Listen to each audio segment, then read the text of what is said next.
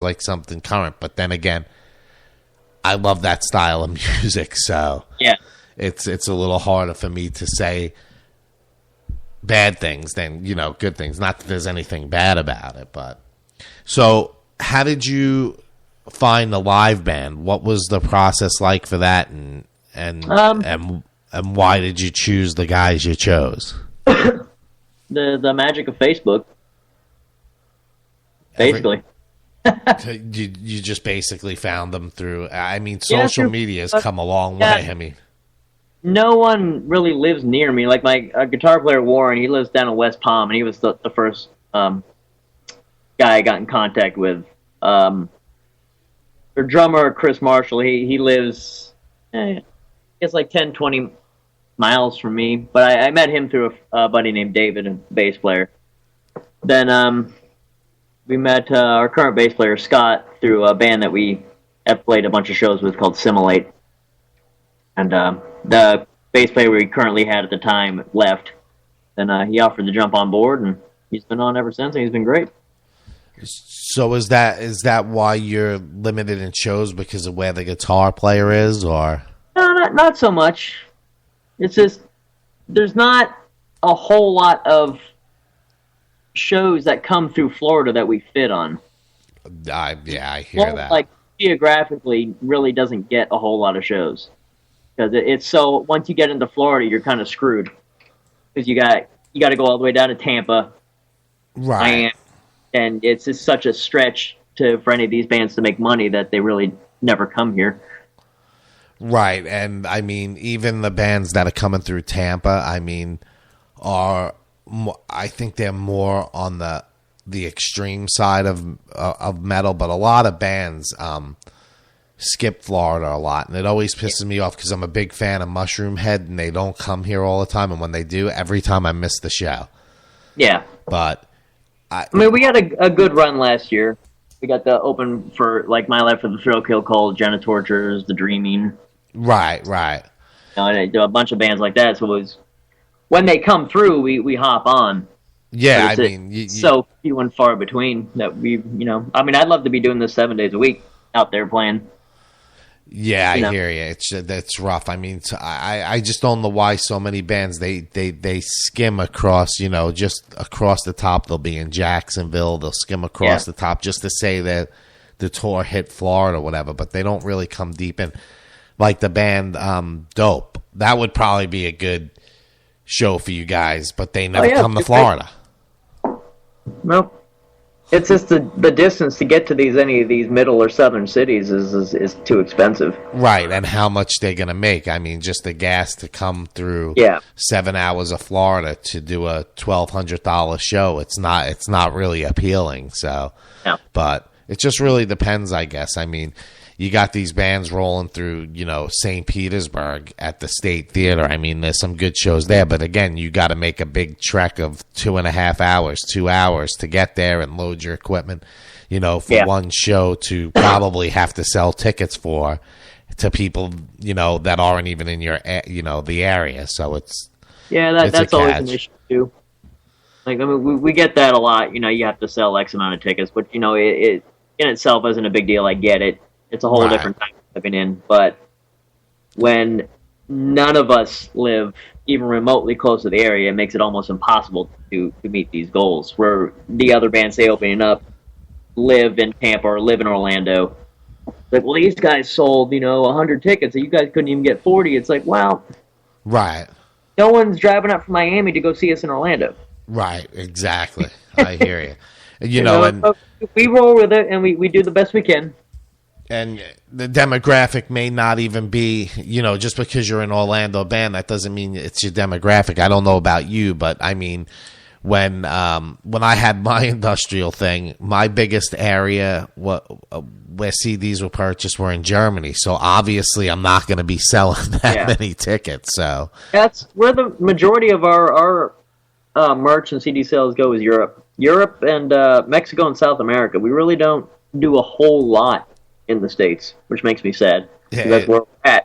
It's so weird, man. It really is. It's like even sometimes I'm dumbfounded when I look at the stats to the radio show, and I see United States #1, Australia #2, and then Mexico, and it's like, it's so weird. You would think that I wouldn't be so popular in those off country. I mean, like Portugal and stuff like that. Yeah. It's like Guam. I had my show was being played there. They loved it, but I actually pulled it from the one internet station because I was just getting too much of a response from people in another country and these weird friend requests. And I'm like, this is, I don't know what the hell's going on. Are people trying to steal my identity or something? But it just got to be too much with the social media and stuff. But yeah.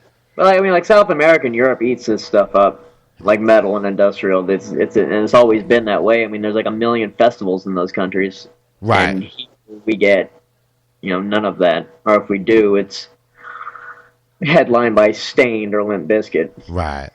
I mean, my band, when we went up to Canada and stuff like that, it was like, holy shit, all we did was bill us as a band from New York City, and it was like, man, they just wanted to eat the shit up. The place was packed. I mean, there had to be 1,000 people in it. It was a great feeling. So right on. It's just it's just weird that the whole ticket sale thing. But I mean, I'm not saying I never paid to play, but I did it in another way. I mean, I bought on tours. So, you're paying a fee, but you're still making money. The club is still paying you back, I mean, for people through the door and stuff like that. So you're still making some of the money back. I mean, the ticket sales, you $2 or $3 a head, and, the only one coming out of it is, the club owner selling liquor and the promoter if he's ripping you off or not. So, but it's just, I don't know, it's one of those things. But the business where anything goes, and there's no rules. Yeah. So that's pretty much, all my questions. I mean, I thanks for calling in and going over it and helping promote the show and shit like that, because it was worth having you guys on. That's for sure. I would definitely love the music and stuff. So whenever I find a band, that I love putting their music in rotation, I like to have them on the show. So it was definitely. Well, thank you for having me on. I appreciate that. It was definitely a pleasure. So anytime you have anything that you want to come on the air about, a show you want to promote, create a commercial ad for me to read or whatever, feel free to send it in. I'll definitely do that for you guys. This will be promoted for, probably the next week. It'll be in the archives. You'll get on a few of my affiliate stations with it. So hopefully it'll have a good turnout. It usually does. So awesome. I hope so. But I definitely appreciate you calling in, taking the time. I'm going to play a new track from the brand new CD. I just got to load it in. And it's the first single. Do you want to talk about it at all? Or? Well, which song are you playing? Is it the Chemical Coma? Yes, correct. Yep. As a song, track 1 on the disc. And that seems to be the most popular track as well. I think they're all pretty good. I mean, what's the base? And I wanted to ask you one more thing before I let you go. A lot of people don't like answering questions about the name of the band, but where did it come from? Machines on Blast. Well, father was military, and always heard this term growing up is to put someone on blast. Right. Basically just put the spotlight on them and light them up for whatever they've done wrong or done right or whatever. So that always stuck me. I like that, on blast. And Machines is just like this powerful, heavy, loud. This Machines on Blast, this big here on the spot. Here we are. Right. See that's why I asked, because it was that was something so simple, and I didn't even relate it to that being on blast. And now I'm like, man, am I an idiot? I didn't even even think of that. It was something. To be on blast, it's just to put you're in an uncomfortable situation where you're forced with something, and I think that a lot of people shy away from dealing with shit. So, right, and a lot of the songs have to deal with that, this, the lack of self-reliance that people seem to have nowadays. They'd like to focus on that. You can do anything you want. You just got to do it. Right. And stop waiting. Yeah, I keep trying to tell myself that, but the older I get, the less motivation I have. Don't get me wrong. It's not an easy process, but it's kind of a do or die situation, feast or famine.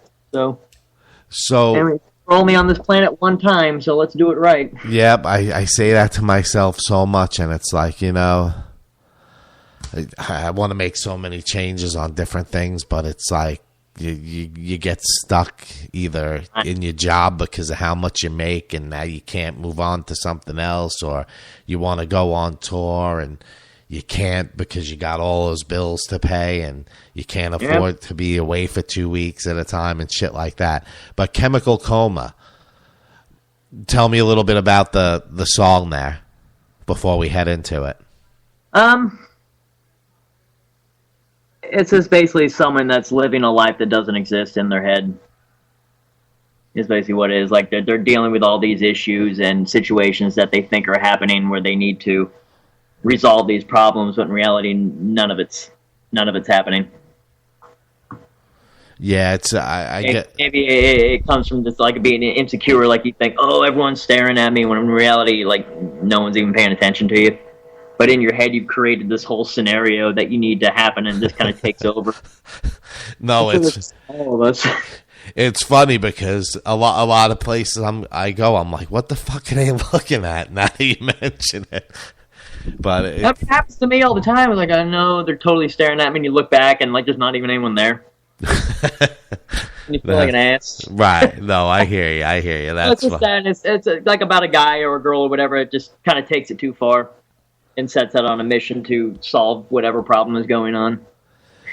Yeah, I always like to learn a little bit about someone. So I feel like I learned a lot. I didn't know you were a drummer. I learned that I'm embarrassed that I didn't put together Machines on Blast. not even a problem. But your band's fairly new to me, so I found you guys again through Cold Cock connections there. So yeah, that was a good sponsorship. We were very happy to get that. Yeah, I mean it works out pretty well for me because I have so many bands. I mean, Jesus Christ, I'm booked until. From now, every show until April 1st, except for one show that I'm doing like a rebroadcast from the band 16 Second Stare. It was one of my favorite interviews, and I've been talking to the main guitar player a lot on Facebook, so I wanted to revisit that. So that was the only date I'm not booking, but it's been fucking crazy. The Cold Cock bands are just, I put something out there, and then 10 minutes later I have 125 emails. That's awesome. I'll be playing a lot of those bands tonight as well. And yeah, it's good to know there's so many hungry bands out there that are willing, to. Yeah. I'm still waiting for a call from Kerry King, so if you can make that happen. Oh, yeah. Well, with the Cold Cock connection, maybe we'll make that happen somehow. I wasn't allowed to NAMM this year, so. Oh, they kicked you out. Well. They didn't approve my press pass, so I was a little pissed off. I could have had tickets, but they said it wasn't about